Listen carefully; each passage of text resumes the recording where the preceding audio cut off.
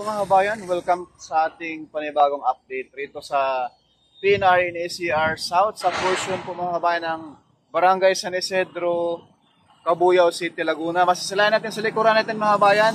Lahat po rito may buhos na yung main column nitong PNR. Yung mga poste mga kabayan. Ang kulang na lang dyan yung mismong pierhead, no? Ayan po, sa likuran natin. Itong portion na ito ay papuntang Barangay Mamatid. Ayan po, kaya samahan niyo po si Purga Studio mga kabayan sa ating latest progress sa araw Miyerkules, February 5, 2025. Dito po sa Barangay San Isidro, Cabuyao City, Laguna. Let's go! Yan po mga kabayan, yung portion nito ay dito po sa Santa Rosa City, Laguna. Masisilayan natin yung paglatag ng segmental box girder dito po sa pangatlong span.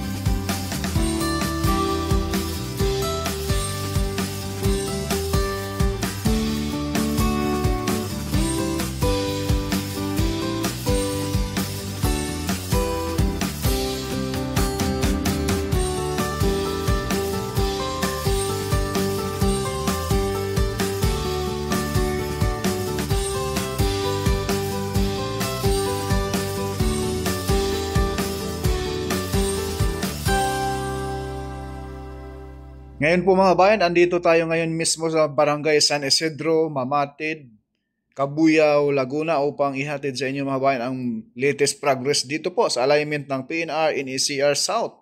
Masisilayan natin mga kabayan yung mga poste rito. Ayan po yung pier head na lang ang kulang rito mga kabayan. Sa portion na ito po yung kaharap sa ating kamera ay approaching sa mismong Barangay San Isidro, Cabuyao City, Laguna.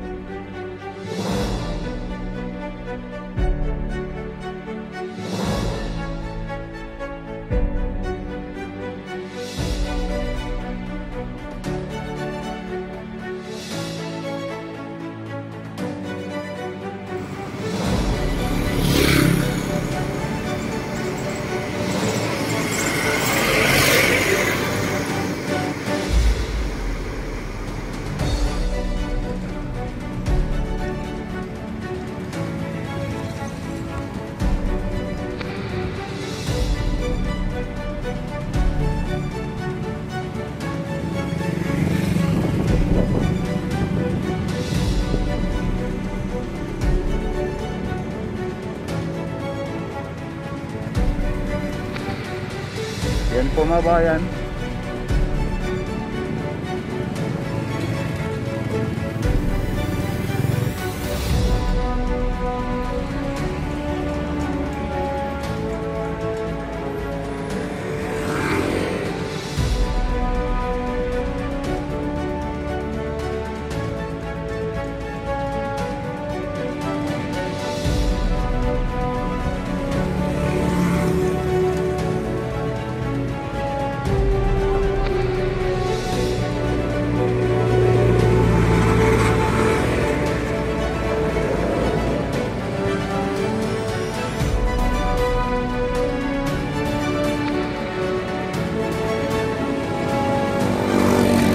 Ayan na po yung pangwalong poste mga kabayan na babaklasin na yung ano mismo. Ngayon yung cover ng pier head. Kita niyo yung pier head mga kabayan, napakalaki no.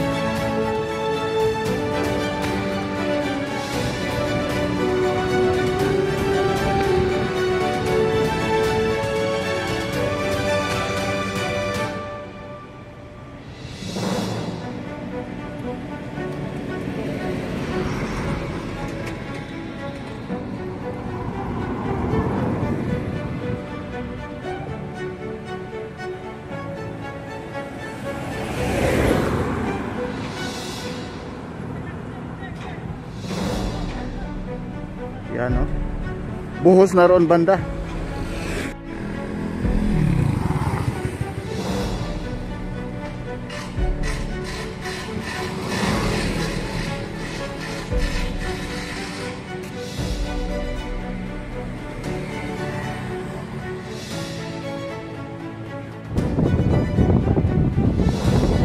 Ibigay ko ito na dito sa Banlig.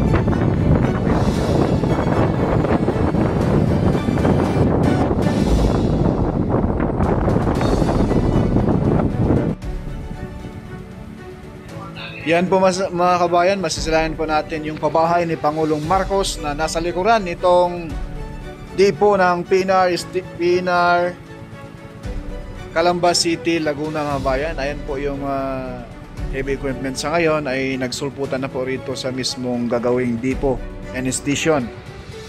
Yan sa itong Banlig mga kabayan. 4K Studio, hindi sikat pero nag-aabot ng bait ng tapat. Paki-like, share, and subscribe po mga kabayan at paki-follow na rin po sa ating FB page 4K Studio. No? Maraming salamat and God bless po sa ating lahat.